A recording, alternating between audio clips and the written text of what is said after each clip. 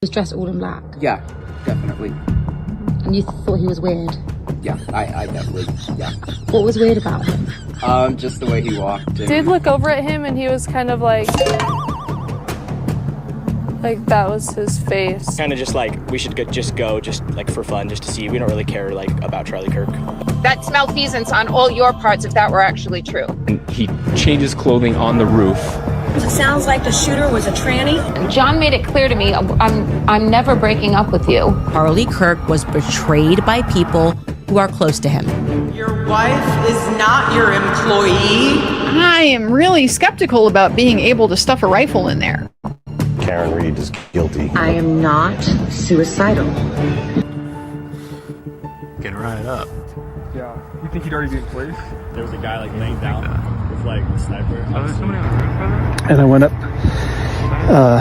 to the top and ironically was very close to where the shooter was. Like, how did this guy know that he was going to be able to just get on the rooftop? Right. It didn't sound like it was a firearm, which was really weird. It seemed like it was a close shot. Yeah, President Trump's name was actually in the Epstein files going back to February. And in that footage is your driveway, and you parked there at 11:30 a.m. He's walking in front of my aunt's house there right now, and my cousin's house is the driveway that is taking that photo, and my CRV, the gray CRV in the distance there that is my car. I parked there probably 10 minutes before he walked by. We should impanel a grand jury, and every person involved in the Epstein child sex trafficking should go to federal prison for the rest of their life. My way through the crowd, and I hear a shot ring out. Oh my God. That'll shut him up.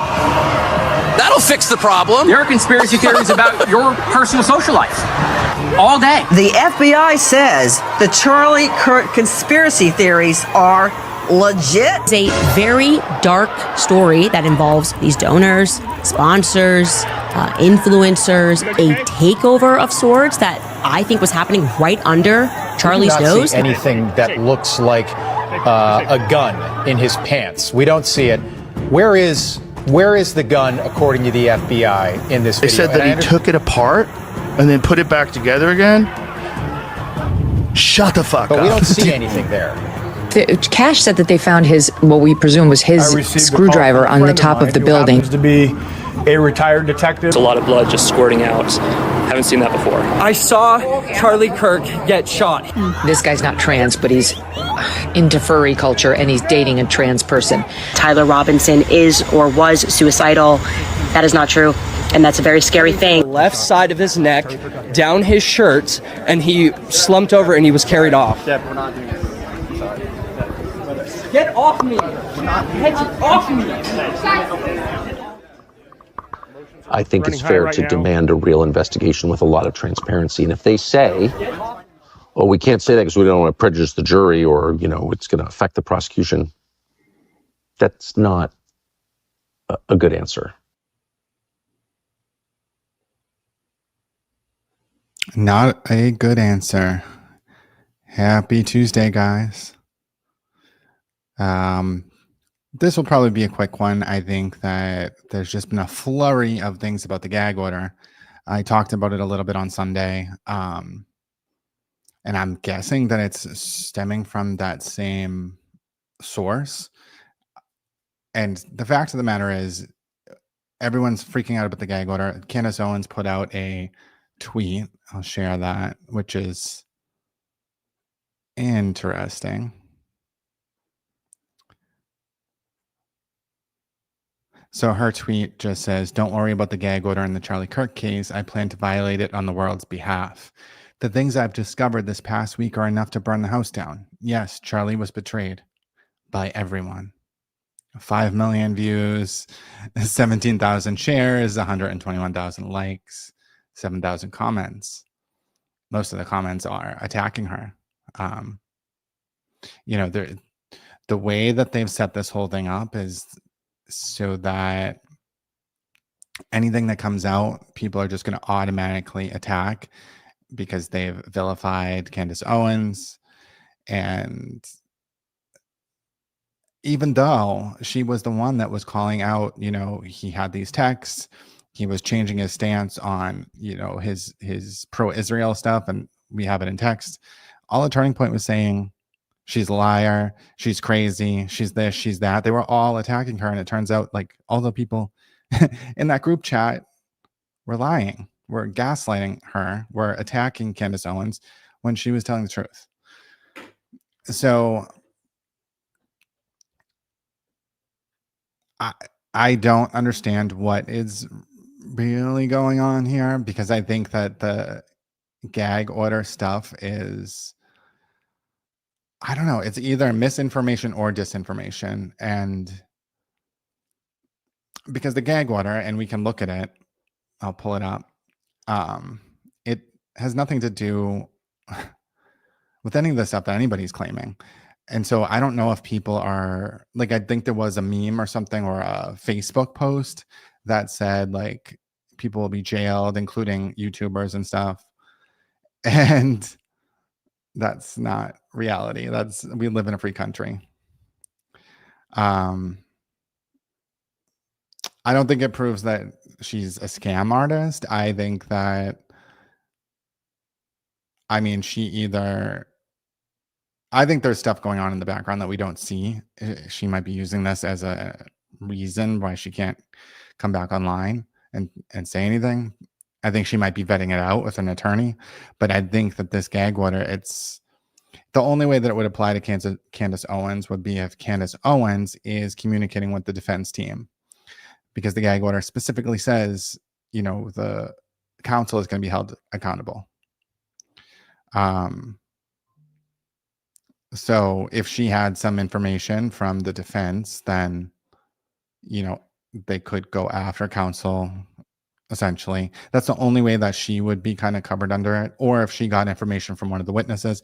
But they still won't go after her. They'd be going after the defense, which you don't want to hurt your sources either. But it's a little confusing because a lot of people are running with it. There's been like a lot of posts. She has some stuff right, but I do think she does a good job of vetting her information. I think that she moves on once she finds a dead end. I don't think that she's really going after. I don't think she's just blindly doing this. I think she probably does have some information and she's afraid to share it. I mean, I think that's the conclusion I would come to based on, you know, Tucker Carlson also had similar comments where he's like, I need to have wisdom now and think about what I need to say or what I shouldn't say. So I think whatever it is, it's probably Juicy. So I'll show this. So this is from VFT Valhalla. So I don't know if this was a repost video, but I'll show it real quick. I think there's 2 clips from it. Who we have in custody, and rightly so, in my opinion. And if anyone helped him, do you think that we at this FBI are literally going to let them get away with it? Yes. Yep. Yes. Yeah, that is what people think. That's why you're doing this interview. All right. So that's one clip. He's not trusted because of the way, I mean, anyone that's followed true crime knows that this isn't right. I know that there's people that want to blindly defend and just be shut down a system of justice that wants to be exploited by these same anarchists. And that's what they're doing. Wow. So there you go. We're anarchists, guys. Me, retired Green Beret, served the nation, 10 years in Army Special Forces, went and fought the wars. I'm an anarchist because your story about a 30-06 not blowing Charlie Kirk's head off doesn't make sense. Yeah, doesn't make sense. I mean, that's what it all comes down to. And so if something doesn't make sense, if one of your kids was apprehended by the police and the entire story made no sense, wouldn't you want them to have the opportunity to tell their side of the story before the whole country is condemning them? They've called him an assassin in congressional hearings. They said the assassin. How long did it take you to get the assassin, Kash Patel? And every answer he gives is 33 hours, 33 and 33. And that's a signal. I mean, I think it's because he's not giving any real information. Like the gun that they found does not match the wound. there's just so much that should be questioned, and they don't want anyone questioning it. But this interview with Kash Patel, so this video was posted today. So I don't know if this is just a repost, but this Kash Patel video was on September 16th. So that was at the point when we didn't know what was on Tyler's social media or whatever at that point. But since then, Kash Patel came out and said they found no connection to any leftist, I think he called it leftist groups or something. So it's interesting. I don't know why this is being posted now. Maybe it's, because of the gag order, it does kind of like fall in line with the conversation that's going on now, because everyone's thinking that people could just be held accountable for the gag order.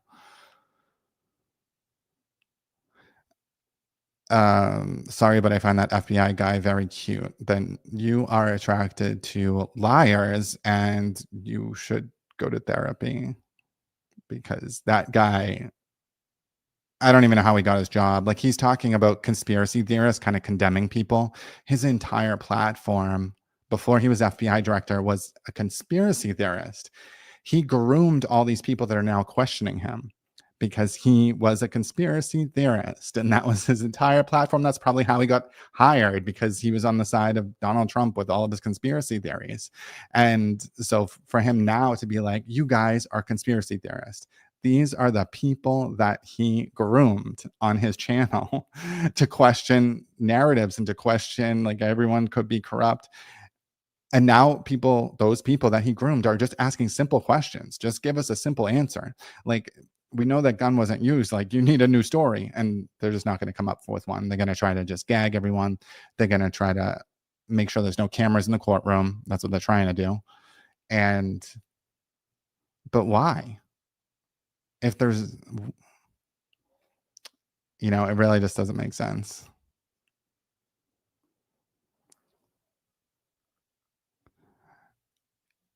Yeah, I kind of felt like he wanted, to be in that situation. Maybe it's different. I don't know, because I haven't been in the situation.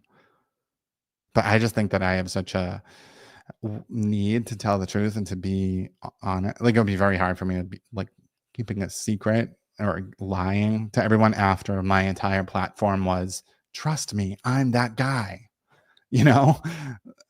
It's just sad. He's just a disgrace, in my opinion. I just think that everything that he said to get into the position that he's in, he's not doing.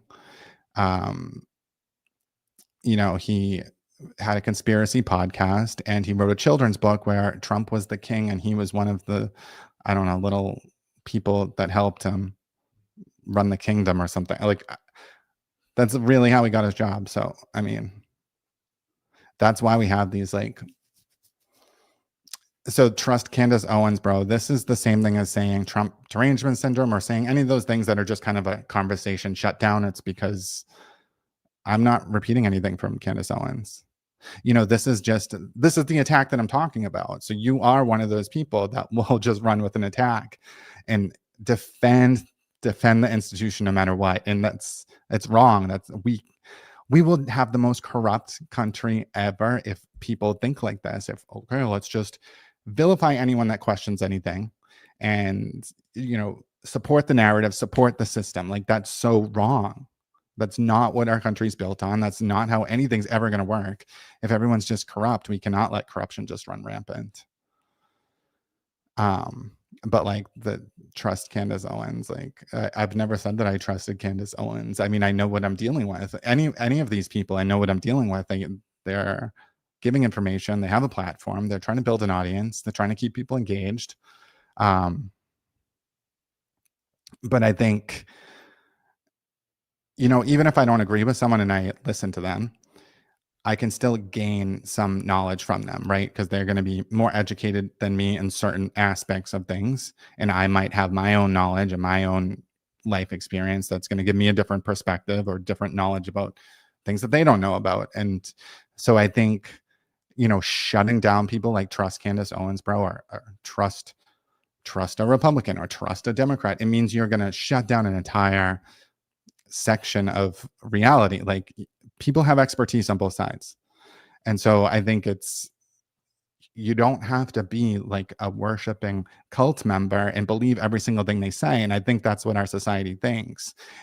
It's like you have to like literally worship our leaders and agree with everything they say. That's exactly not what we're supposed to do.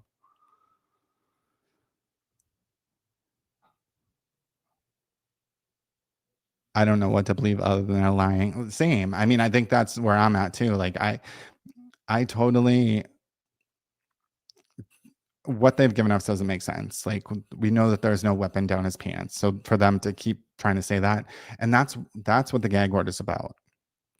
The gag order is about, that stuff's bad for the case, right? Because in their probable cause affidavit, it says that he has a gun down his pants. But our own goddamn eyes, there is no weapon. And that's what they're hoping for. They give it to a jury, and even though you don't see it there, because they've heard it so many times, they're going to believe that it's there, right? And it's like the Karen Reed case. If you're on the other side, it's because the narrative for so long was her taillight wasn't broken, even though when we finally did see it at 5 a.m, we see like it's dark, there's things missing. At 8 a.m, we see pieces missing. People already had it in their head that the taillight was planted, it wasn't broken. So like that information didn't even get in because they had already like made up their mind and shut down because of that narrative. And that's why the gag order is very damaging to this defendant. Not that he should be able to push conspiracies out, but I think, there's so many like missing pieces to this. And some stuff will come out in the hearings, maybe, if they are televised, but they're even trying to fight that. So I don't know if we'll get anything.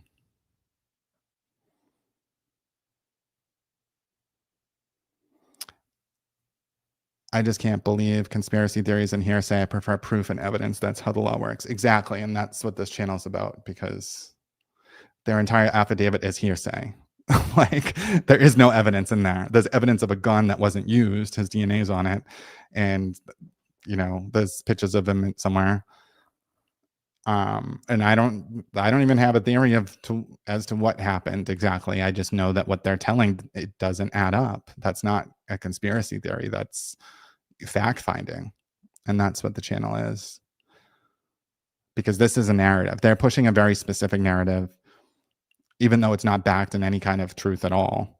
I mean, all of it, it's pretty questionable.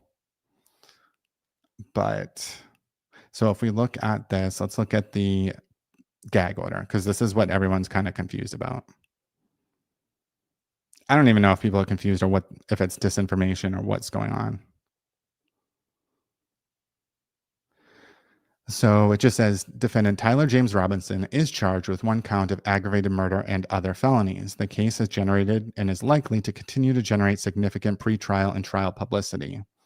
That publicity can compromise defendant Tyler Robinson's right to due process of law, as well as both parties' rights to a fair and impartial jury trial. Pretrial publicity is of particular concern because it can taint the prospective jury pool. To prevent the parties' fundamental rights, the court, on its own motion, issues the following. So the court took action. Who told the court to take this action? And why would the court take it on its own? Why wouldn't the prosecution push for it? I mean, I can guess. Can you guys guess? I mean, we don't know, but I think it might be, I mean, it's definitely related to the stuff that Kash Patel is saying. So then the protection order, it says lawyers who have participated, who are now participating, or who will yet participate in the investigation or litigation of this case in any way shall abide strictly by Rule 3.6 of the Utah Rules of Professional Conduct. Rule 3.6 prohibits a lawyer from making an extrajudicial statement that the lawyer knows or reasonably should know will be disseminated by means of public communication and will have a substantial likelihood of materially prejudicing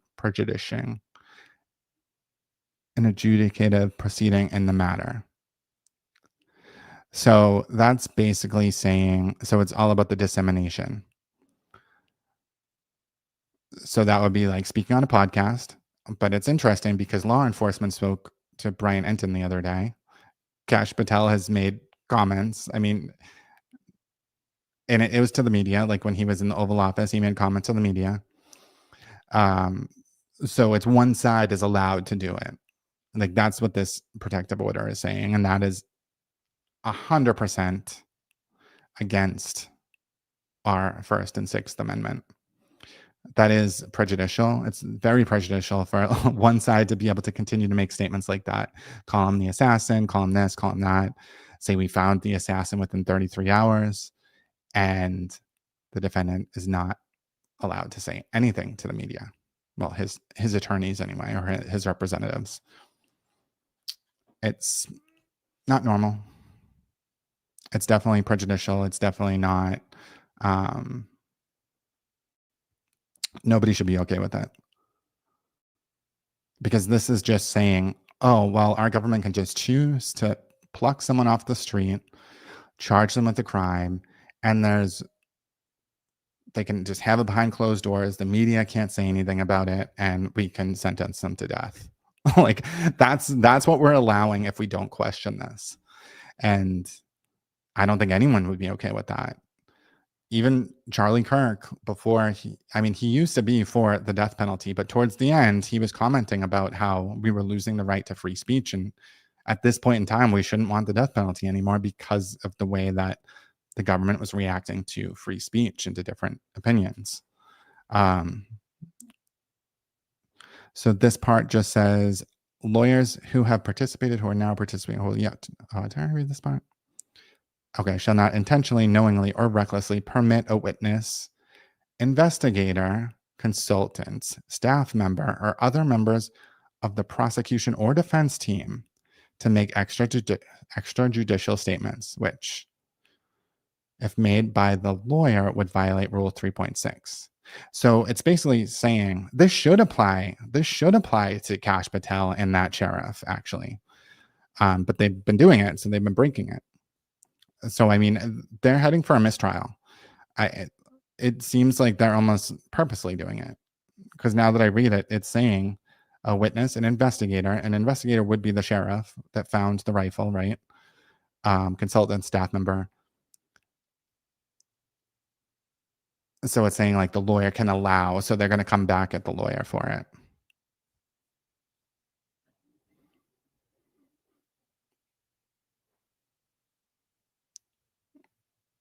J1525, you're crashing out. I think we are just looking for facts here. I know you are desperate to like support a narrative and to defend a narrative that makes zero sense, but I don't even have a conspiracy. This isn't conspiracy here. This is fact finding. But it's really interesting though. So they're breaking it on the prosecution side. That's grounds for, some sanctions. It's interesting. So this protection order applies to lawyers who are not participating in the investigation or litigation of the case,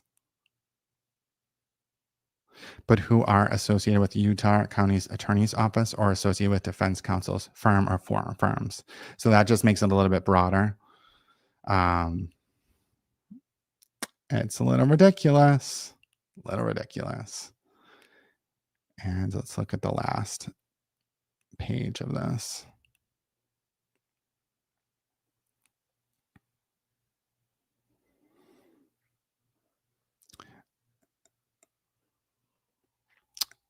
I'm not desperate to do that. I'm saying if a frame jump, everyone would have to be on it. True. No. And I never said it was a frame job either. It could be pure incompetence. I have not taken any position. Like, I think you're just trying to see it in black or white. It's either 100% everything that they said is true, which we all know is not because facts, or everything that they said is false. I'm not saying either one of those. I'm saying it's somewhere in the middle. It's always somewhere in the middle. But it doesn't mean it's a complete frame job. I mean, he might be involved. I've always said that he very well could be involved. I just don't think that the narrative that they're giving us is based in fact at all. So then it says this prosecution's order applies to lawyers who are not participating in the investigation, but who are. I think I already read that part. Court staff is also ordered to not make public statements that would violate the provisions of this order.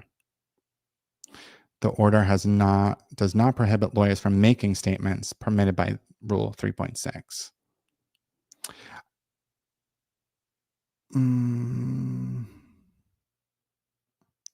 I don't know. It's just interesting because now this flurry of stuff about the gag order is happening now, and this was September 16th. I talked about this on Sunday. I think Andrea Burkhart talked about this maybe Saturday, or maybe it was Sunday. And then, so Candace Owens has the thing about the gag order, but this does not apply. And it's only going to hurt the defense of the prosecution. So it just means she can't be talking to investigators. Maybe she is, like, I don't know.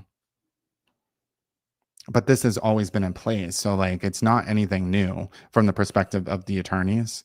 So even if, so that's what I don't understand, like why she's making that statement now, because if she was getting information from either prosecution or defense, they would already know about this because this happened a while ago, right?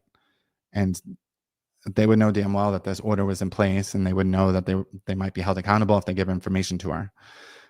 She would not be affected. She's the media. But what she should be doing is talking to local media in Utah and trying to get them to fight this gag order. Because usually it is the media that fights the gag orders. It's in the Brian Koberger case, it was always the media that was bringing the case. I think the media is the one that got them to release all of the files in the Brian Koberger case. So it's always the media that is fighting for our First Amendment rights, that is fighting for transparency. And in this case, so far, the media is not fighting. Why? It's really weird. But I don't know. So Candace Owens hasn't said anything. I don't know. It's just so strange because I've seen a ton of posts on X too about people complaining about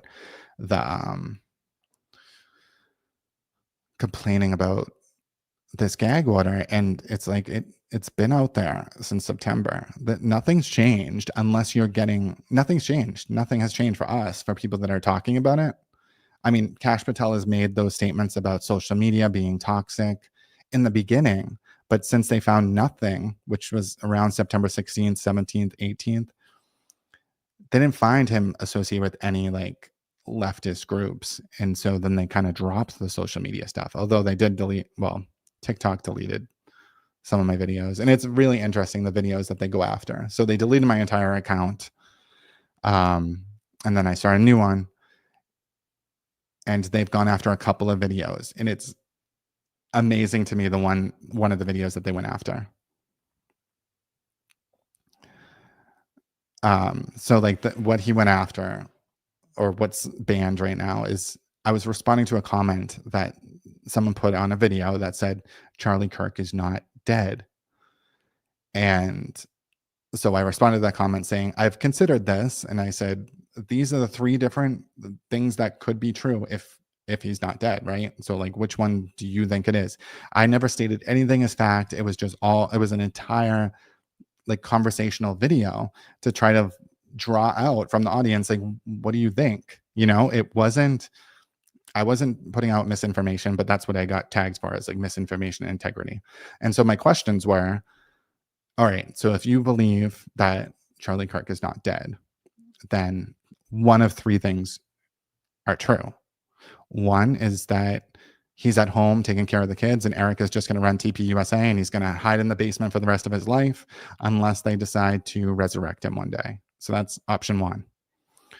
Option two is that he faked his death for everyone, and he's just abandoned his wife and kids, and he's going to live in a different country and just have a new life. And number 3 is that everything is fake. He was never married to Erica. They don't have any kids. Everything is fake, and he was just a prop to be the voice of this group of donors. And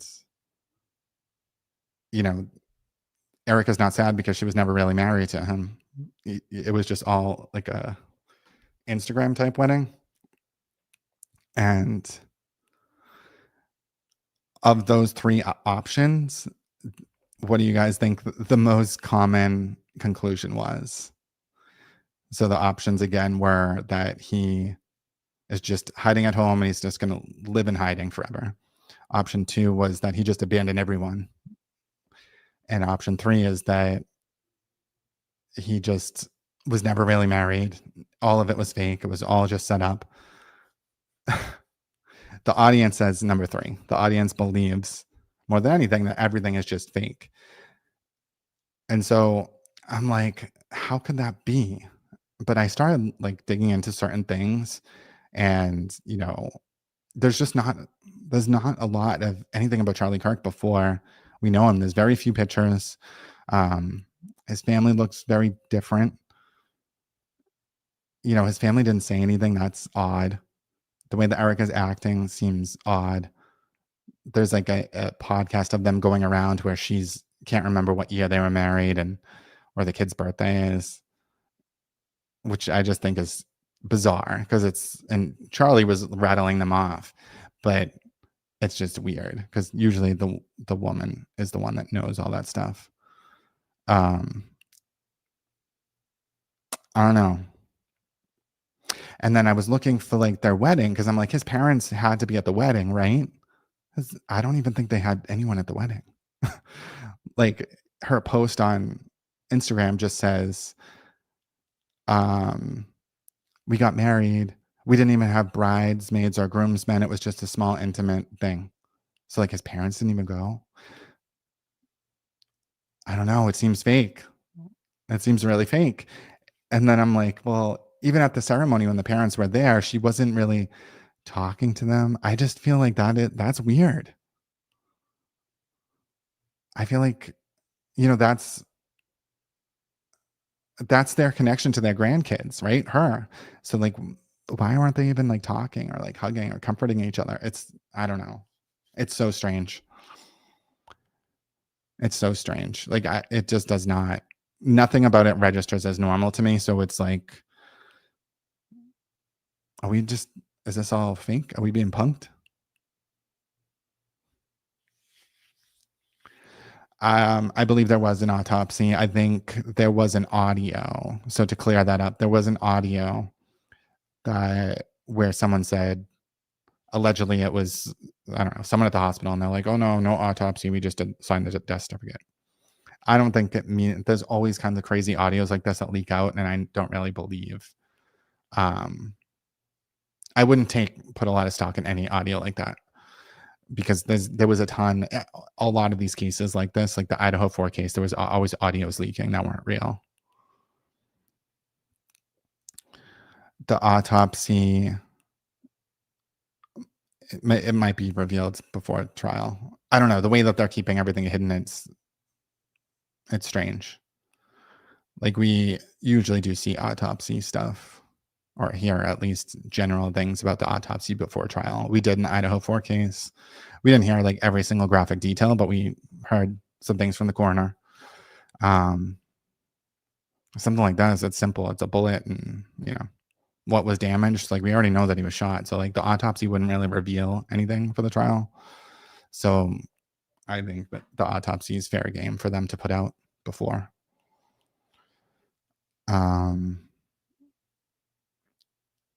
I don't know, but the autopsy, like the stories about the autopsy that we've gotten, Turning Point has a lot of information about it. Maybe they were in the room, but to me, it just like anyone associated with Turning Point, I don't think should be part of any investigation. They shouldn't be in the know, because how else can you really investigate this properly?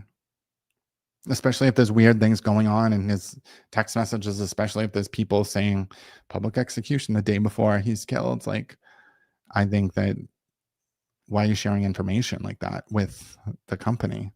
I mean, it might be through Erica, but even, I don't know. It just seems so strange. The Emmy did not speak out in the BK case. It was the coroner, and no one ever said she shouldn't have.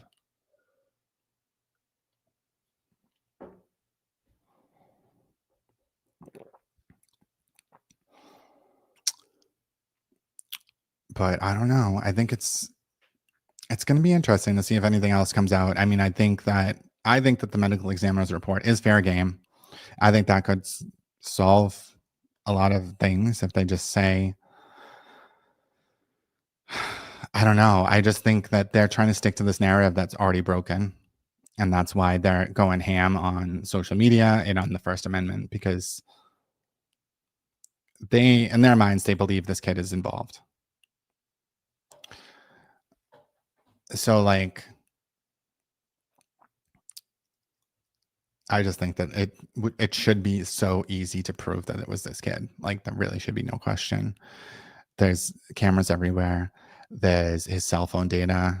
There's just, it would just be so easy instead of using fake text messages, but that's what they chose.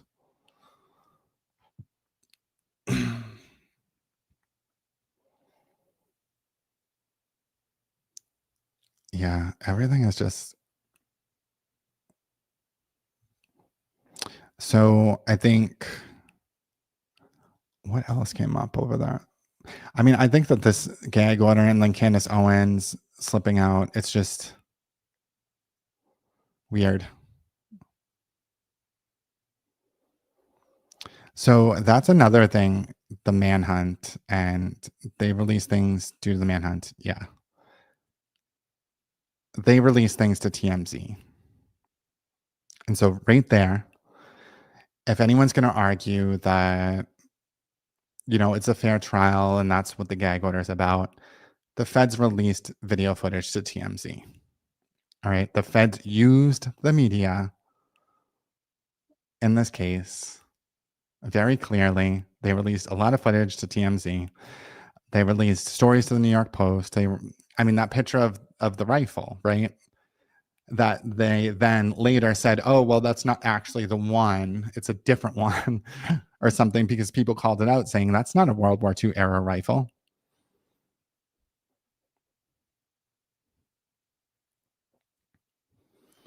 Kash Patel said in a congressional hearing that he is the one that said that they could release the video footage, and that's how he was caught. And that's why it's his job, and that's why. So, I mean, I agree that Kash Patel is a liar, but Kash Patel did say in a congressional hearing that he's the one that authorized the release of those videos. So I'm glad that we're on the same page. Kash Patel is lying about everything. The question is why?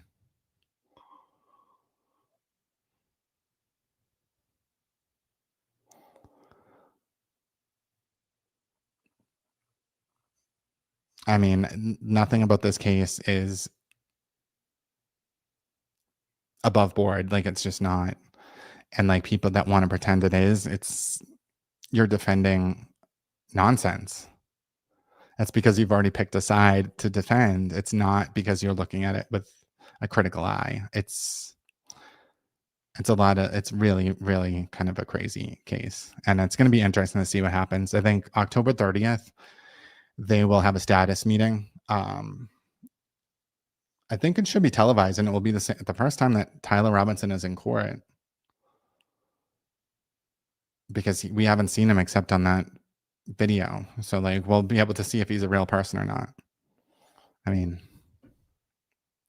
we'll be able to see if he limps when he walks. And so that will be interesting. We'll see if he actually gets to the courthouse.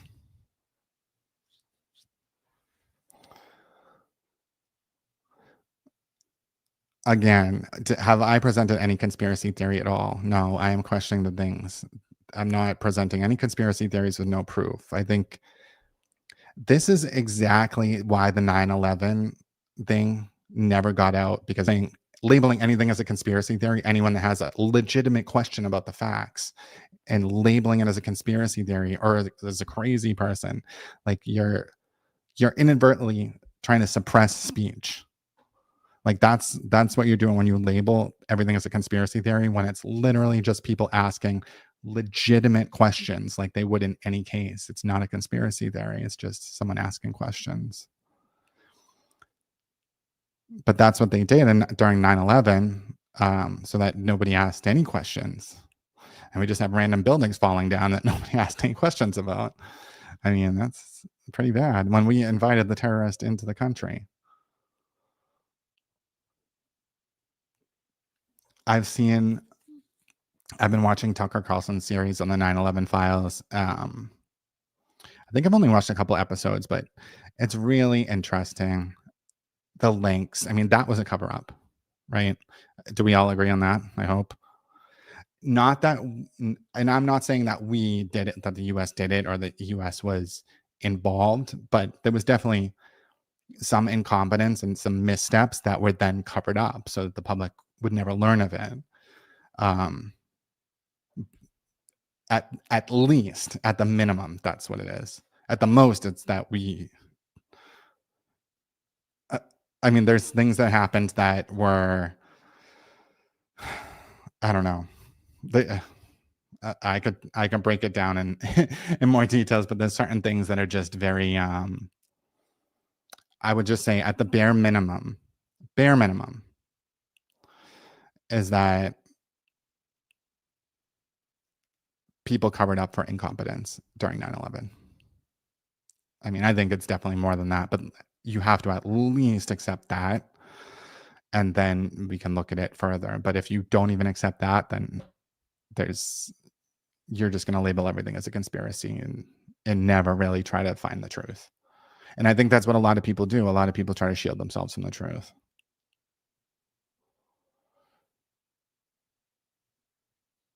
And then, yeah, people are, and I think that it happens in the creator space as well. I mean, I've seen it. I mean, if you think about what happened, regardless of what you really think happened, but Charlie Kirk was someone that was speaking out against some powerful people. There's a few of them that, try to speak that same truth. And people don't like it. I mean, when Candace Owens was speaking truth, and we know that she was speaking truth because we have the text to back her up, they all turned on her and said she was lying. And so we know that she's telling the truth to some degree, right? So it's interesting that people still want to label her that way. And that is the only reason you'll still label her that way, even though she was vindicated, because those people were lying about Charlie's comments about his support for Israel 48 hours before his death. 10 people were on that text exchange, and they were lying and gaslighting and attacking her for speaking the truth. And that's what it is. That's how these cover-up things happen. Like, imagine being on that committee during 9/11 and you're the only one that wants the truth. Imagine the backlash you're going to get from everyone else on the committee. And what are you going to do? And I think that's the part of our government that's messed up, and that we all have to acknowledge that it is mixed up,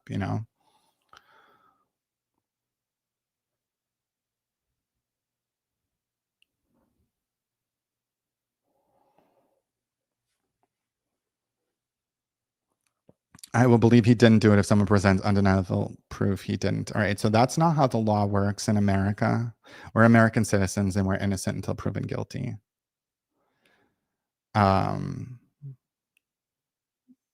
So it's actually the opposite. You're supposed to believe they're innocent until you actually see the evidence and the proof, right?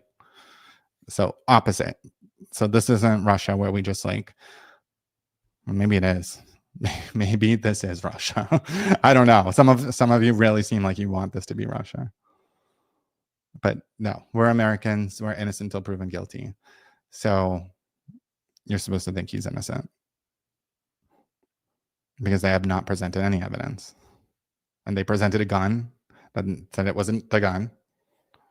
They presented a gun where the 30-06 rifle, which would not have done the damage that we saw. So they presented evidence that we can't believe if we have common sense. And so for you to continue to believe he's guilty, even though all the evidence that they did show doesn't even make any logical sense, you just want to convict someone. I mean, that's what they want. That's the narrative that they're pushing. They want the public to blindly say, this is the assassin, this is the guy. So they can execute him and everyone can clap and move on with their lives. That's what they want. And the corrupt people to continue to do whatever they do.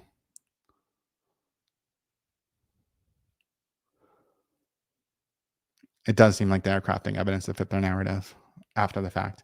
And I do think it's after the fact. I don't think that anyone involved in the investigation knew prior, just by the way that things played out, because nothing happened normally in this case. This is a shooter in a crowd of 3,000 people that wasn't caught right away. That never happens. They always catch them like right away. And he was allegedly like driving around the school and coming back onto the property multiple times and like talked to an officer and everything, and still dressed in the same clothes except the red shirt. Like, I mean, if you got away with this, you would be long gone. You would not be hanging out around the town.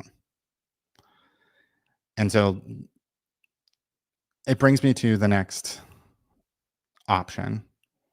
And nothing that I'm saying is like my theory. It's just based on what I know about the CIA's involvement in JFK, 9/11. What I know about the CIA's recruitment practices in Utah. There's a very high chance that in this kid's grade point average, he had the perfect grade point average. He is ripe for recruitment. He's a Mormon. I mean, there's a very high percentage of people from Utah in the CIA because they do missionary work, because they travel to these other countries, because they learn the language. And so the CIA loves that community. I mean, it's a really good pool of people to pull from. And he does fit the mold. And so I don't know. The CIA really should not be involved in anything that happens on U.S. soil. That's supposed to be the FBI, but the CIA is involved with other intelligence around the world. And that's what we saw with 9/11, is that the CIA was in the know about a lot more things than everybody else was. We saw from 9/11 that Netanyahu knew more than people in the FBI did about 9/11. He knew sooner. We know that someone sold a bunch of puts on United Airlines right before that happened. So someone with a lot of money knew it was going to happen. And I think that's where everyone's eyes just needs to open up to, is that this is a game for certain people. We are just pawns in the game, and they don't really give a shit if we believe it or not, because they know how to manipulate the mobs and the masses. And I think that's still what they're doing now. Even with like this gag order thing, it seems like this is a way to try to get people to stop talking about it on their own. Maybe.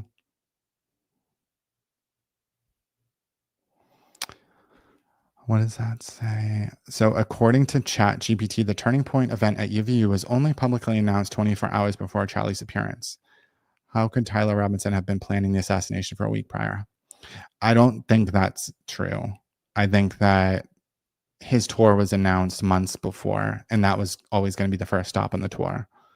And according to the affidavit, if you believe it, he was talking to his family about Charlie appearing at UVU, and he said it was a stupid location or something.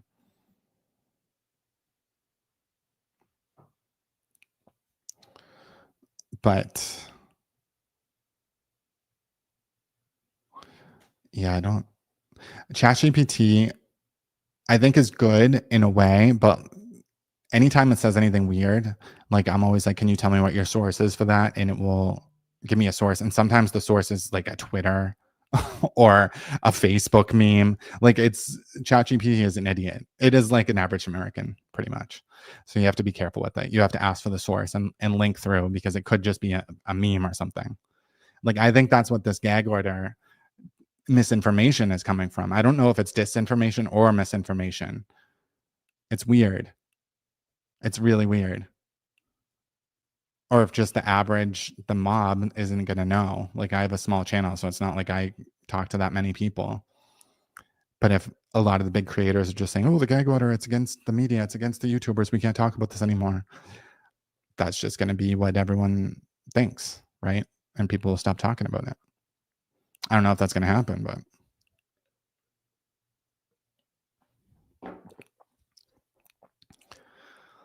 I think, I don't know. The pictures of the White House. So this stuff is so weird to me. And I'll tell you my theory of it all. So allegedly, we're not allowed to be sharing these pictures of the White House. And this is basically they're tearing down part of something, and then they're going to build this huge ballroom, and the ballroom's going to be so big it's going to like overpower the White House. It's going to be bigger than the White House. It's going to be that big. So we're investing money in that. We're investing money in the Trump what is it called? The Arc to Trump, which is going to be like some big dome. And then there was he wants to put himself on the dollar coin. So to me, these are all things that are like bucket list items. I think it's like even him putting gold in the Oval Office, like he's thinking about like what his legacy is going to be, I think. But it's like, is this really what we want to be spending money on right now? Is all this crap? Because I mean, the state of the economy is not great right now. Everything is so unstable. And I don't know. It's just weird. And then there was like talks about building a tunnel from Alaska to Russia for like, I don't even know what it was, 80 billion or something. So weird.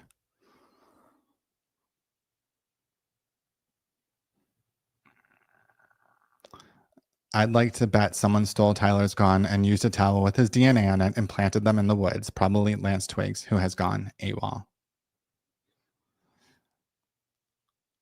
I don't know. I don't know if that makes sense. I mean, in the whole scheme of things, I mean, there's definitely major questions about why Lance Twiggs was just let off. Especially when they were like talking about like, oh, these militant trans people. Like, all right, well, Tyler is not trans, so you're saying Lance is. So don't you want to, push that narrative? I mean, I think that's why I don't even think he's trans, to be honest, because I think that if they could, they would have, because that's the narrative that they want. So they absolutely would have pressed charges against Lance to like parade him in front of the court and be like, look at this trans person that radicalized his boyfriend and made him do this. They're not doing that. So I don't think it has anything to do with trans or anything, because if they had it, they would use it. So it's really going to be interesting to see what comes out. I think their probable cause or preliminary hearing, I think it should be sometime in November. It might not be till December because the holiday is, but that's when we might learn some things if they allow cameras in the courtroom, which they're probably going to fight against.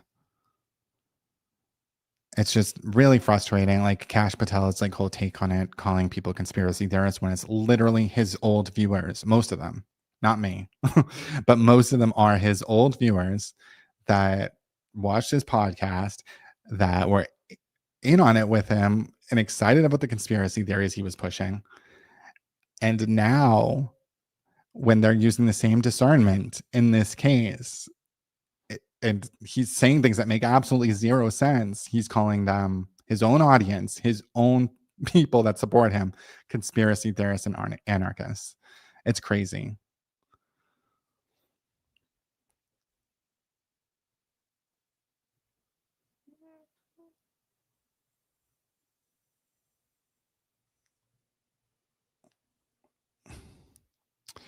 If these theories are true, they will be raised by the defense in a motion to dismiss. There's going to be a motion to dismiss filed no matter what. That's just something the defense is going to do. Always. I mean, it's required. They're probably going to file a bunch of motions to dismiss. It doesn't verify that they're, I mean, it's not going to tell you anything.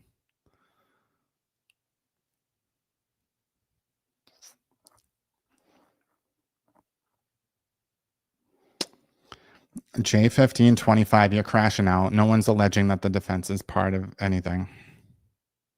I just think you would really just don't want to like look at this from an analytical perspective. You want to defend a false narrative to like the mth degree. I don't know why. It's, I don't know. Are you personally involved in this case? I mean, I don't have a side to defend in this. Like, it is what it is.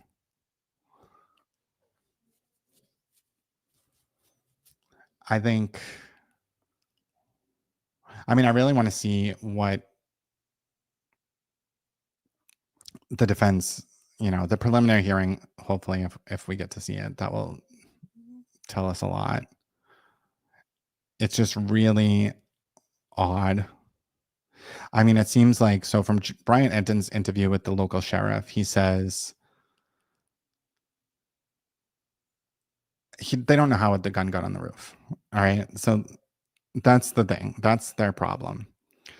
They also say that it was a bolt action rifle. They believe it was a bolt action rifle. And then they find the 30-06 in the woods with his DNA wrapped in a towel. That all fits like the narrative, right? Because we do kind of see something. It could be a sweatshirt. It could be something wrapped in a towel when he's jumping off the roof. I see that. Some people say they don't, but I think I see that, and I could go with that. I could go with, yes, it's a weapon wrapped in a towel, but I don't think it's a 30-06. It does not look 48 inches or 40 inches to me. It looks smaller. It looks like an AR or something, potentially, or size-wise. There's definitely nothing big in his pants when he's walking up the stairs. So I just think there's just gaps that need to be filled. And then they filled it with fake text messages. I mean, the messages, none of it makes any sense. Because if that is Tyler Robinson that jumped off the roof, all right, so maybe he doesn't have like a bad leg. He has a good leg, and he runs into the woods.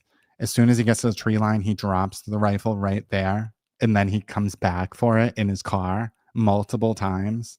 That is the stupidest narrative I've ever heard. And that's what the text messages are trying to say. It's trying to say that he dropped it right there in the trees, right where they see him run into the woods. And then he's going to come back for it thinking that they didn't find it. Like, it's so implausible. Like, it was, Kash Patel wrote a children's book where Trump was the king. Like, this is Kash Patel's imagination. He had a conspiracy podcast. He just didn't realize how out there his conspiracies really were. And I really want to know more about Matthew Crooks. Is that what his name is? Thomas Matthew Crooks. The one that climbed onto the roof. They saw him there for 20 minutes, and then he just started shooting into the crowd when Trump was speaking, when he was, before he was elected. I mean, that whole thing is just wild to me. And I don't think, I mean, Trump's on the Time cover. You can see his ear. There's no scar. There's not even a scar. So his ear did not grow back. I do think that like glass or something probably cut his ear, but I don't think the bullet hit it. I don't think that makes that much of a difference, but like, I think a lot, he tries to say that he was shot in the ear. I think a lot of people try to say that, but like, no.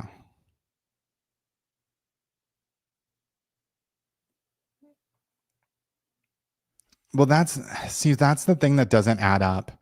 Seems off that he was savvy enough to pull off the murder and escape, but then he used his own friggin' bath towel.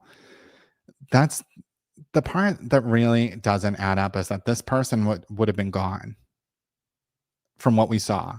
No one was even looking at this person suspicious. They just were walking. There was other people walking. No one was acting weird. No one was running. And this person just walks across the street and drops the weapon in the trees. When he literally had a free, he escaped. He would have been gone. Like, no. Like, and he really tried to escape too. Like, you can see he jumped off a building and ran into the woods.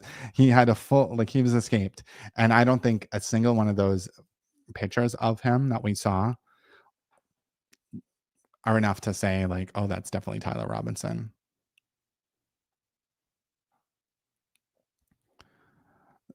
So like, I think that's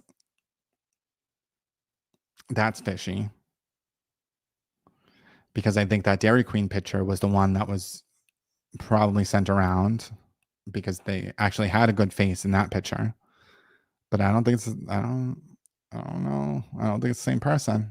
I think if it was the same person, they would have cell phone data corroborating his movement, corroborating when he put his phone away, corroborating when he looked at his phone, his steps, his leap off the roof.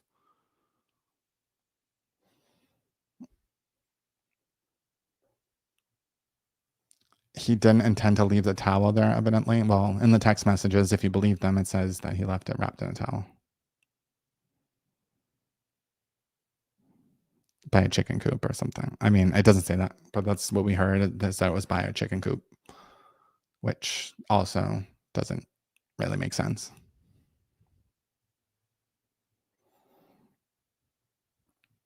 People still think that Brian Koberger didn't do it, even though he pled guilty. So, I mean, so on that case, I questioned whether he was guilty until, I think it was until the DNA match.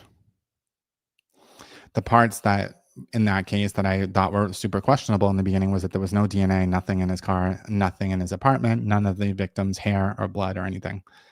I found that odd, but learning about what he was studying in school, and then he was learning about forensics, and his phone was off, and that he was looking at the same exact knife on Amazon, like those are the things that sealed the deal for me in that case.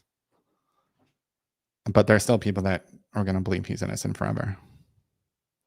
So in this case, I think, I mean, I'm not going to believe that a 30-06 shot him in the neck. And so like, that's where I'm at. And I think that's where a lot of people are at. And so where does that leave you? It leaves you that Tyler Robinson planted his own gun in the woods with those inscriptions on it to frame himself. Like, I think, I mean, there was not a 30-06 in that person's hand that jumped off the roof. It was something smaller. I think whoever it was had a smaller weapon, like an AR or something, or some iteration, took the shot, and I don't even know if it's that person on the roof, to be honest. It could be. I think it's definitely possible. But I think that gun with the inscriptions was left on purpose. It had to have been, because otherwise they would have never seen the inscriptions. So why inscribe the casings at all, right? That was left for them to find, or someone put it there and said they found it, or someone else put it there after the fact. I don't know.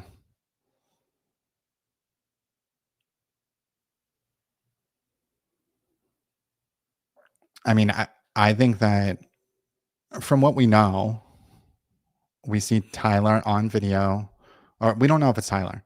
We see the person in black walking on video by the houses at 11:51, I think.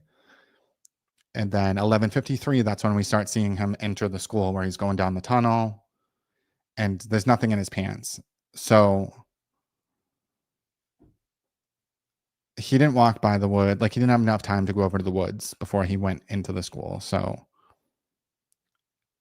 if it is one person, it would mean that he planted his own gun over there, knowing that he was going to exit that way and escape that way. And so that the gun was going to be a decoy to throw them off. That just doesn't make sense to me. Like, he was good. Like, whoever did this, they took the shot, they jumped off the roof, they got away. And I think that's what happened. And then they were scrambling to find someone, which I don't know. It really doesn't make sense that would be the case, but it does seem like that is the case. Because wouldn't you want to find the right person?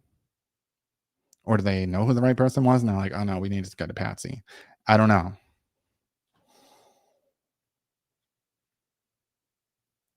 And yeah, and I do think politics is having a major impact on this. It's weird. Because it shouldn't be. It's a murder. Like, it should just be, what is the crime? I mean, I do think that I'm more skeptical of Kash Patel just because he's not really answering questions properly. Like, the way that he answers questions, the way he looks nervous. Like, I've never seen someone that so obviously, like, shows nervousness and just says, we caught him within 33 hours. And just so you know, the Boston bomber took 5 days and a police officer lost his life. Like, that's all he says. And it's so weird. Like, you still haven't clarified anything. But that's what we're dealing with. So, I mean, I don't know.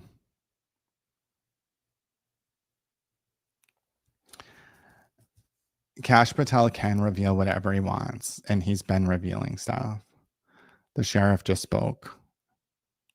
They're not supposed to be saying anything per that gag order, but obviously it doesn't apply to them because they have been making comments. Like, he called him an assassin in a congressional hearing. The kid's going to get a mistrial. I mean, if you just think about, I think Marco Rubio said Charlie Kirk is one of his best friends or something like along those lines. Like, those kind of statements are super prejudicial.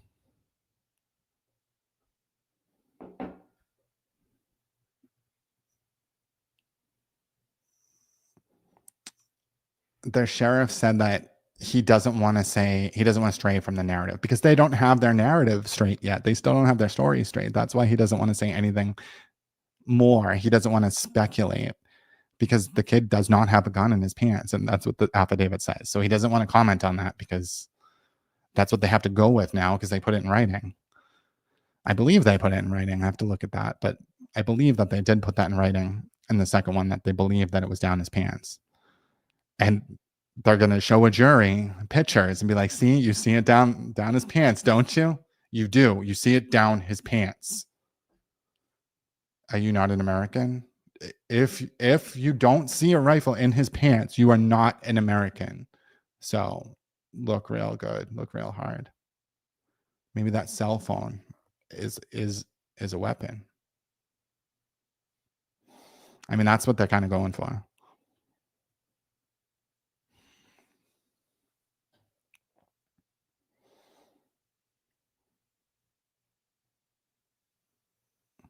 Well, the sheriff did reveal that he said that it was his department that found the rifle there. We didn't know that before, so the sheriff did reveal new information. I mean, he's sitting down and doing an interview with Brian Enton. That's the gag order says you can't do that. That says no extrajudicial statements by investigators related to the case. So they broke the gag order. So I mean, you like the gag order when it's applying to the defense, but when the prosecution's breaking it, you're like, doesn't matter. Doesn't matter. They can break it. We like one-sided media narratives. We like when only the prosecution can keep telling a new story in the story. But if the defense says anything, no, arrest them all. This is not what our Constitution says. This is not what a free country is. Like, both sides are supposed to be heard equally.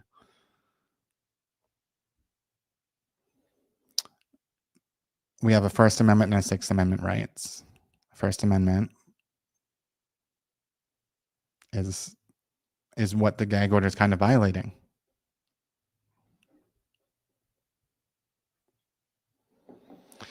Oh my God. So this J15, you're telling me to leave the USA because I want to follow the Constitution? Do you not understand that the Constitution is the foundation of the USA?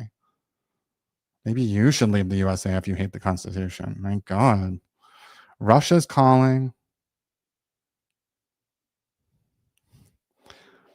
Oh, this is why it's, oh, I get it. It's, you have Biden derangement syndrome. That's what it is. I don't know what the hell any of this has to do with Biden.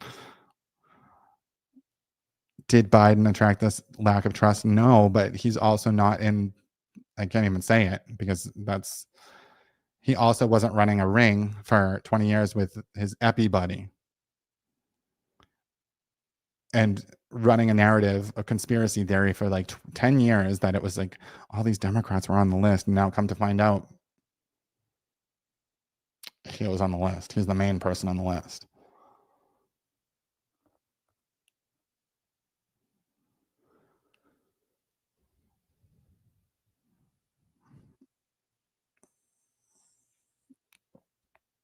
Not the B. It's not too early to disbelieve everything. I never said everything. I'm just saying that the gun, the 30-06 was not used. And then the fake text messages that are, so this is the problem. If the 30-06 was not used and we can prove that it wasn't used, I mean, an expert's going to be able to easily prove that that wasn't used. And then we only have his DNA on this rifle. And then we have text messages that are talking about that rifle that was proven was not used to say like, oh, it's my grandfather's. And then they show us a picture of a rifle that's a modern stock. And then when called out on it, they're like, oh no, that picture was just an example. It wasn't the actual one. What? They've been, this is the problem. And we have state-run media now in this country. We don't have free speech anymore. So the media is running with this like one narrative that makes absolutely no sense and people want to believe it. It's weird. We should not ever want that. We need to be questioning these things. I mean, this is the most messed up case I've ever seen, actually. I've never seen a case that was this sloppy. And we have like the feds and local law enforcement on it. And I mean, maybe that's the problem. I think at first the Idaho 4, the Brian Koberger case was a little bit messy. I mean, I thought that their probable cause affidavit was good though. Like I think it covered all of the bases based on what they had at that time. I mean, it had his cell phone data showing that he was there. It showed his cell phone was off. It told us about surveillance getting from his house all the way over to their house while his phone was off. And then it showed his phone turned back on, and then surveillance following his car, going back around the world and back up to his house. Like that affidavit was very, very good. It literally linked his phone to his car and then him to his car, because then it had him getting out of the car and getting a coffee. So like that affidavit was very, very thorough. Karen Reed's affidavit was very, very thorough because it talked about her car going back down. It had her phone. I don't know. It didn't link her phone to the car, I don't think. But it had her on surveillance, and then it had, going to the house. I think her own statements kind of corroborated where the car was moving. But in this case, like we literally have nothing. We don't even have the time when he arrived in Orem. We don't have anything. It's crazy. It really is crazy. We have a bunch of hearsay, and we have a rifle that wasn't used with his DNA on it. And that's insane. It's not normal, especially with like resources like the FBI being involved. It's out there. And I think that there's a reason why nobody believes this. But I don't know. We'll see if anything else happens. We'll see if Candace Owens pops back up or what's going on with her. She was supposed to take 10 days off. And I think it was just 10 days. Like she should have been back yesterday, but she hasn't been around. She posted that one thing that was basically saying she has enough information to burn the house down and she's going to violate the gag order on the world's behalf. I mean, 5 million views on that post. I don't know. My personal opinion is there's one of two things. One is that she has nothing left, right? She doesn't have any more information. The stuff that she's already said, that's as deep as she's going to go, or that's the most that she can have, right? The texts, I think the Josh Hammer posting, like public executions the night before he was killed, I think those were big things that she came across. Some of the stuff that she dug up about the neighbors, maybe. I mean, I don't know if we would have known about Phil Lyman if it weren't for her. So it could be that she has nothing else, but it could also be that whatever she has, she's afraid. And I mean, I would be afraid if I were her too. I mean, it depends on what it is. If it is just implicating like a brothel, a cabal of furries, I think she would just say it, because like furries aren't going to have the means to come and get Candace Owens, right? But I think that she's probably afraid of people that have political ties, especially considering that what happened to Charlie Kirk. I mean, I think Charlie Kirk would have a lot more protection than she would, just based on like his position at the time when he was killed. And so I don't know. I don't agree with Candace on a lot of issues either. So as far as the Gaza issue goes, I feel like I need to learn more about it. But like from what I know, I've learned mostly from Charlie Kirk and Candace Owens and Tucker Carlson. So like, I don't know if I have the full story. I have their version. And to me, it sounds legit, but I mean, I just don't know the ins and outs.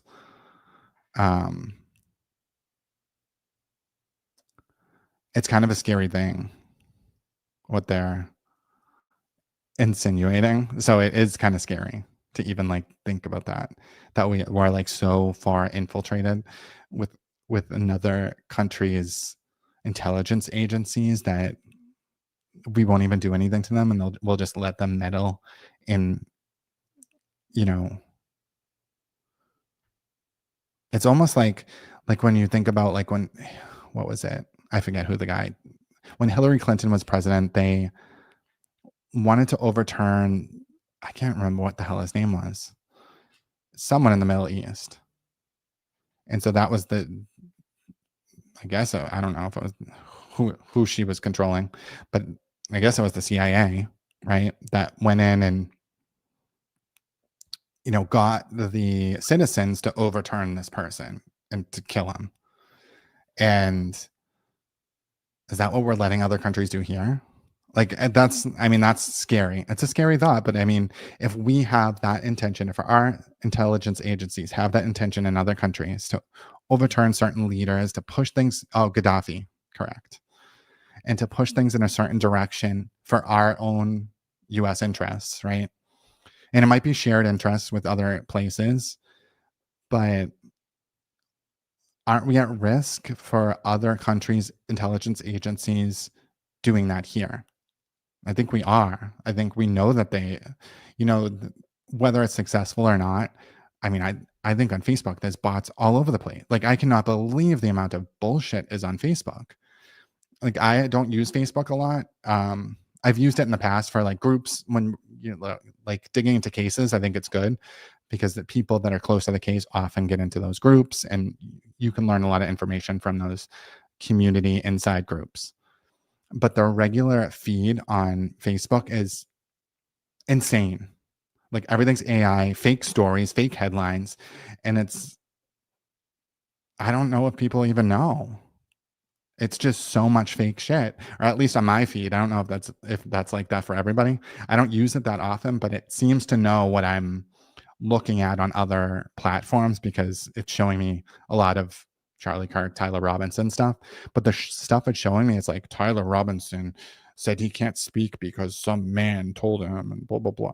It's like that didn't happen. Like where are these stories even coming from? And like who's reading this? So I think that's bad. Like we shouldn't have that. Like that's crazy. And then the opposite way is like, I don't know, it's just kind of a weird thing that we have all this AI fake stories all over Facebook. Like it's just so bad at this point. I remember like in the 2016 election, it wasn't so clickbaity and it wasn't so fake like it is now. Like now it's like I'll click into an article and I can't even get to the article because like an ad starts coming up. Because I was gonna read it maybe just to see what it is, knowing that it's nonsense, but at least seeing what this person had to say. But it's like all ads, like it's such bullshit now.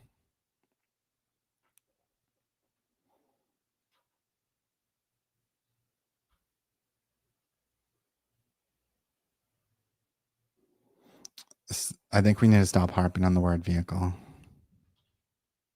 I don't think that has anything to do with anything. The texts just don't make any sense. Because the texts are verifying that a 30-06 was used when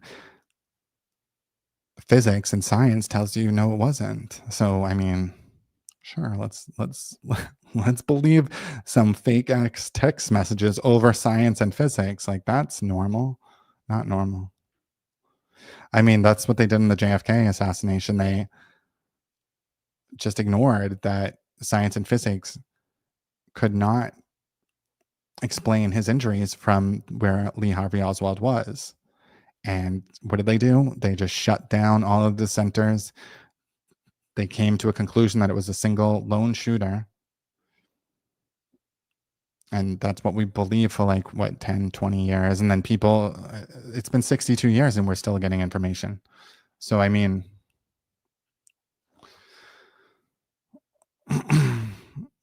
science and physics did not prove Karen Reed innocent.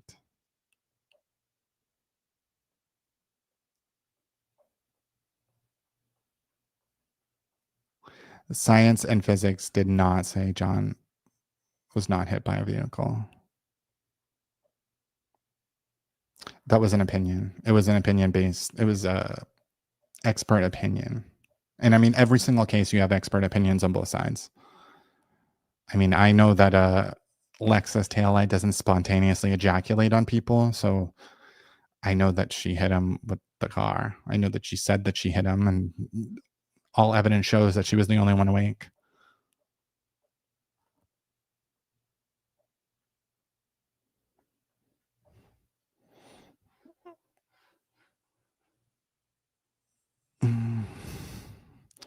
Right. Expert opinion. ARCA is an expert opinion. I think we need to like separate opinion from fact.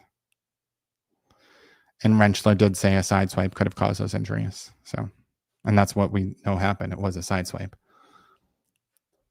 ARCA just played semantics. I mean, a 30-06 would, you know, blow a 4-inch hole in a moose's hip, which is one of their biggest bones. It's not just going to stop in someone's neck. It's just not possible. And the amount of the size of the injury was kind of small. That could have been an entry wound, that small, but it would have blown right through. And the thing is, we know that he did not have that 30-06 walking up the stairs. They gave us video of the kid. So I don't know why we're even like arguing about that. Like, he shot him with a gun that wasn't there. Like, what? But the gun was found in towel in the woods, so that means he shot him with a gun that wasn't there in the photographs of him walking onto the campus. Like, it's crazy. Yeah, there are no alternatives. Karen hit him. Arca is a fraud. But I think from that case, I think it's important to note that, yes, expert opinions are always on both sides.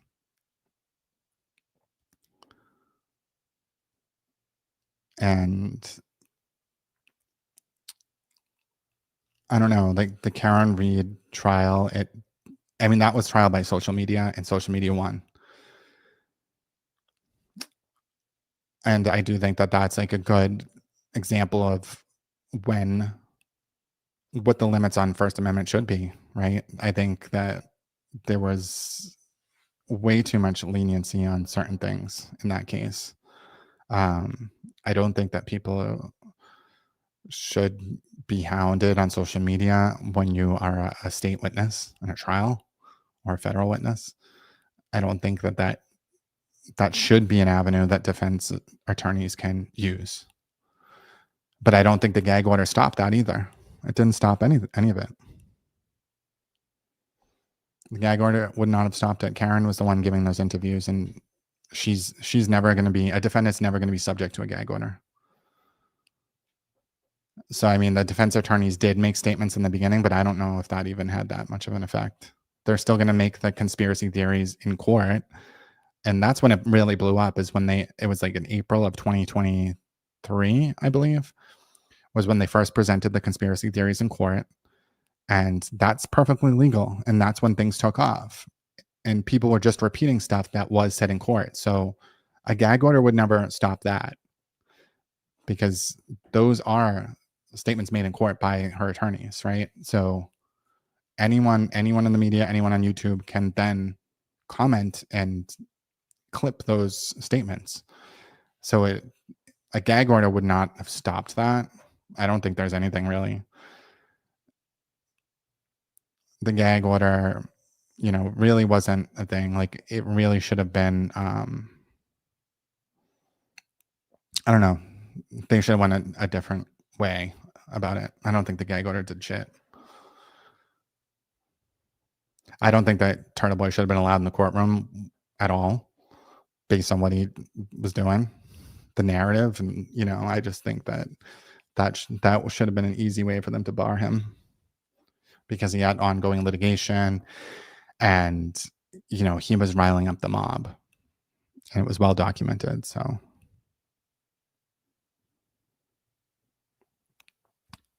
releasing things via Turtle Boy is what caused it initially. It is, but the gag order still wouldn't have stopped that, because they were using Signal. They were doing it. They were pretending they didn't even know Turtle Boy. So, like, they were still going to sneak him information. They released stuff to him, like autopsy pictures that should not have been released. So they were breaking the rules. They were using Signal because they knew that they were going way beyond it. You didn't even need a gag order to stop what they were doing, because it was illegal. They were pretending, oh, this was said in the media, so we can say it now, even though they were the ones that planted it in the media through Turtle Boy. So that whole thing was just very deceitful from the beginning. A gag order would have had no effect. I think that the third party, allowing them to argue third party, is the problem. And I think there should have been things put in place about to limit. I mean, they did go after Turtle Boy. I mean, I don't know. But people do need to think about that, because we can't have social media just taking over cases. But that's not what's happening here at all. Barely anyone's even talking about this case. They've already silenced this case because they're deleting videos and going after anyone that talks about it. And it's people that are just asking logical questions and asking for something that makes even a little bit of sense, because everything they've given us makes absolutely no sense. And so that's kind of the difference.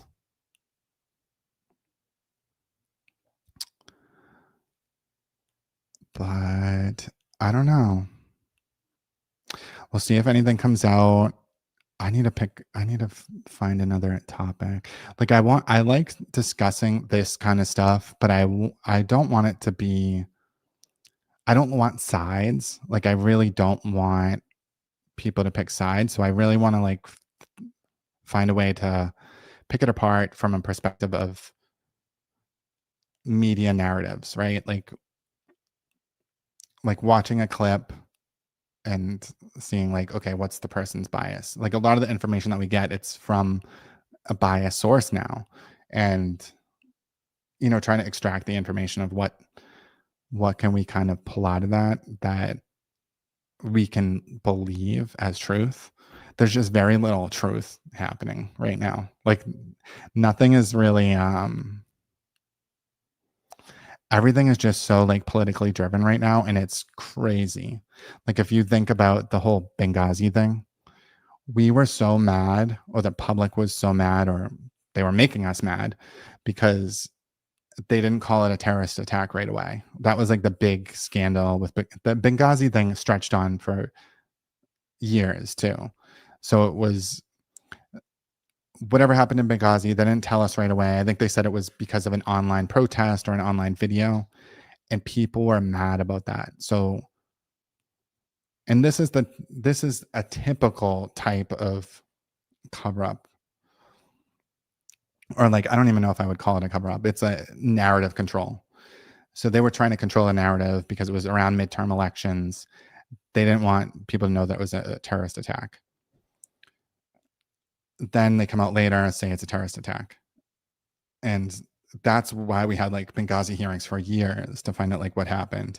That's why we wanted all of Hillary's emails to see, oh, what did she know when? And I think she said she sent an email to her daughter saying it was a terrorist attack the night after, or the night of the Benghazi attack. And so they were trying to say, oh, well, then you lied to the public. But it's like, there's always a narrative when it comes from, they're always going to spin it in a way. Like everything is spun, no matter what administration it is. And we have to acknowledge that. But like that Benghazi spin is not even that crucial, because it was, they did come out and say it was a terrorist attack eventually. But it's been longer for Charlie Kirk already. And so like their first narrative was a fail. We all know that it's not true, and they still haven't cleared it up. And we don't have, I don't think anyone's going to be like, let's do an investigation into the Charlie Kirk thing. I don't think that's going to happen. I mean, it could. I don't think so, though. You never know. Because which side would want that, right? Like which side? I mean, I guess I just don't think it will happen. And one of the things to consider is the 9/11 committee. I think it was only granted $3 million for their investigation into 9/11, which is nothing. I think for the investigation into Monica Lewinsky, they spent like 13 times more money. So like 30 million or something to investigate whether Bill Clinton slept with the woman in the Oval Office. But 9/11, the biggest terrorist attack in American history on American soil, they're just going to spend a little bit of money and just kind of sweep that under the rug.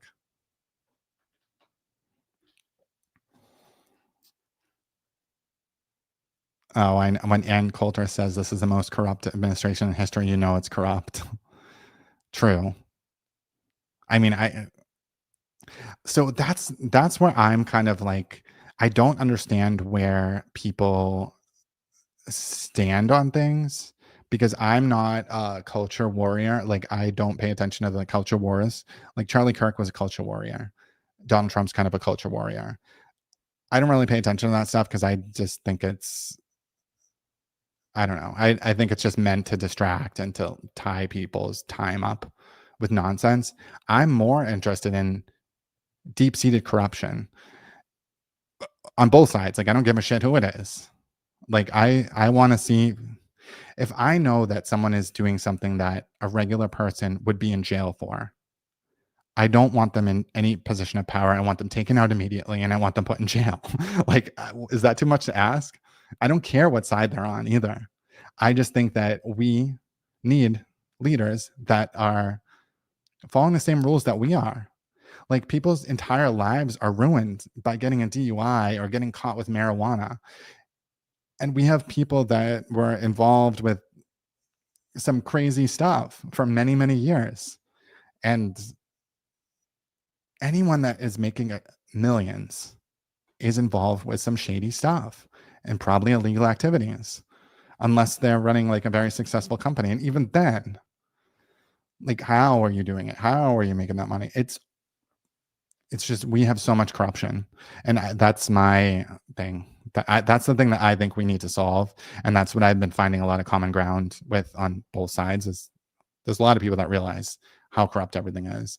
I think that people thought that Donald Trump was going to be the one to come in and drain the swamp. And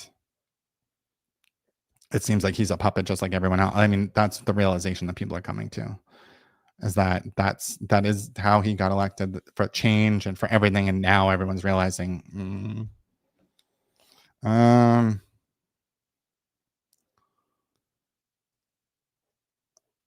so now it's like, what do we do? Yeah, and Ann Coulter, she's kind of like, oh, I don't care about the corruption. We'll just we'll have less corruption next time. But like, I really do care about the corruption now. Like, I just don't want corrupt people in power at all, ever. I think that money just corrupts.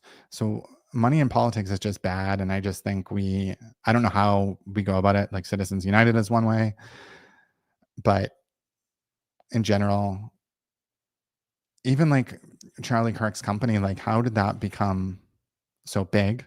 What product did he sell? How did he make money? He was paid by donors for his voice. And that's it. That was the only product he sold, was him going to college campuses to argue points for the donors. And when he started to get his own opinion on certain issues, that was not going to be okay. That's not allowed. And he was going to refuse the donations, but that just, like, that was his own company, really, right? And even when it's your own company, it becomes too corrupt that, I don't know. We'll see what happens, but I do think that it's always going to be I think there's always going to be some level of corruption, but like, I think we just have jumped the shark. There's just so much money here. So much money. Like, the people that are running the US right now, and even the ones that don't have a position but have control over the people that they funded, they have like more money than anyone on earth almost. It's crazy to do their bidding or to like carry out their worldview. And we're just pawns in the game. And they're just like putting out nonsense on social media to distract us. And I think that we just have to get better at looking at it.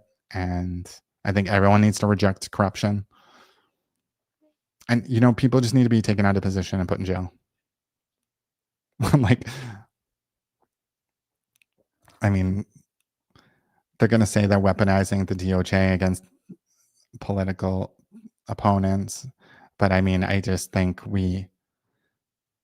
people should be in jail if they're violating the law. Like, we cannot have regular people whose lives are turned upside down, where they can't get a regular job for the rest of their life over some misdemeanor, when we have real criminals, like career criminals running the country everywhere.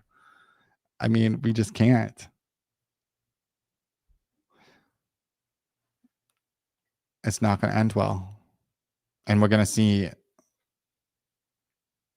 you know, it's just like a disregard for human life, a lot of their positions. And I think we'll see that. And that's just it's not what I want my tax dollars spent on. I don't want my tax dollars spent on putting gold in the White House or making an arc to Trump or sending things to Israel when in Israel they have free healthcare and free education. Why are we giving them all this money? Oh, so they can pave out and build like a beach hotel. Like, what?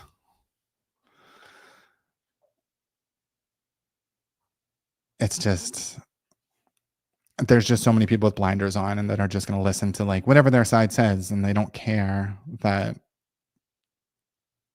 the money's being spent on whether it's frivolous jobs.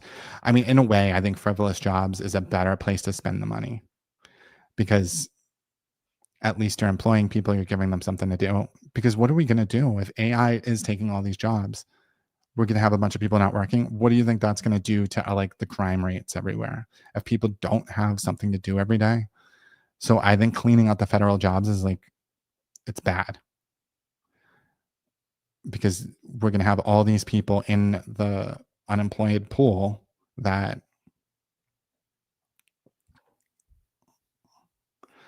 can't, participate because AI is taking all of the taking a lot of the jobs. And then what? Then what happens?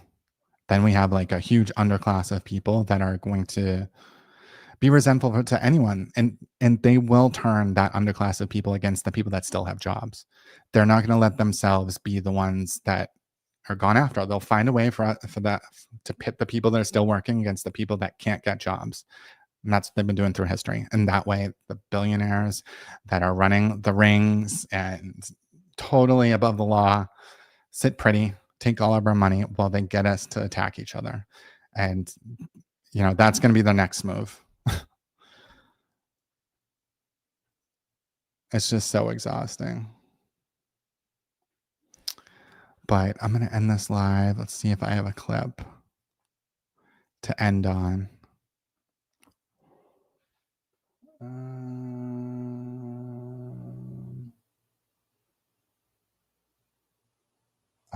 We'll give Charlie Kirk's last month of statements. Attacking me are in a hyper paranoid state. I have text messages, Megan, calling me an anti-Semite. I'm sorry, let's just take a step back here. I'm an American citizen. I'm starting to see a pattern of behavior similar to what my grandparents saw in 1930s Germany online. They were coming after you after a turning point for, among other things, that you had Dave Smith there. Dave Smith is allowed to criticize Israel. You had both sides. The Israeli side was overrepresented. No, you're not allowed to. It's even worse. My moral character is now being put into question, Megan. Not my decisions. Not like, hey, are you doing this? Is it smart or is it dumb? But no, I am a bad person if I do this. You have to see it exactly as we see it and support everything, or you're against us. I got text about you, Megan, saying, why is Megan doing the bidding of Hamas? I was like, what are you talking about? Megan's the best. On some part of the population, you can scold them into silence, right? But if I have any deviation of a purity test, any deviation whatsoever, such as hosting a focus group, right, Megan, with a bunch of our students that went viral, having Dave Smith or Tucker in my event, it is all of a sudden, oh, Charlie is he's no longer with us and all that. So wait a second, what do you mean? What does with us mean exactly, right? I'm an American, okay? When the hostile reaction is that now Megan and Charlie are enemies. The evildoers responsible for my husband's assassination have no idea what they have done. It is very likely to be a trans Antifa Marxist shooter. That is just not true. We don't know what this kid is. We do know this kid was of the left. He may have been part of that group for whom Charlie Kirk was not right-wing enough. You mean the Groypers? Yes. I mean, so that would. You're sure he's not that? I'm not sure that he's not that. A minute ago you were sure what he was. Hold on, Bill. Hold on. Okay, because I've been. You were. Ben Shapiro. T-pose on it. So if you don't know, we're here outside of Turning Point USA conference where Nick Fuentes was kicked out after trying to enter, and we also have Andy No here. Documenting, and we are running into Ben Shapiro apparently. Are you going to walk across and greet him? Yeah. Well, I don't know. I don't know if he'll greet me. Are we going to go over? Let's go over. Ben! It's great to see you. Why did you give a 45-minute speech about me at Stanford, and you won't even look at me? Hey, he's with his kids. Come on, I'm right here. Hey, let him cross, man. Let him cross. I know you're with your family, but I can't get you anywhere else. A 45-minute speech? Charlie's voice is not silent. We're gonna pick up that blood-stained microphone where Charlie left it. Hey, come on. It's his family, man. It's his family. It's his family. And to those who would intimidate, who would seek to stop us, who would seek to end free discussion, who believe that they have ownership over public spaces and can violently threaten and kill people who speak freely, we are not going to stop. And I have two words: fuck you. You're only repeating that because you're trying to make yourself sound important and you're not. They killed Charlie because he preached a message of patriotism, faith, and of God's merciful love. I guess he's just like the Palestinians using human shields, right? They should all know this. If you thought that my husband's mission was powerful before, you have no idea. The movement my husband built will not die. It won't. I refuse to let that happen. It will not die. All of us will refuse to let that happen. No one will ever forget my husband's name, and I will make sure of it. You liberal, progressive, deranged, fucking animal. I love that guy. He would have been our next president. I am so pissed right now.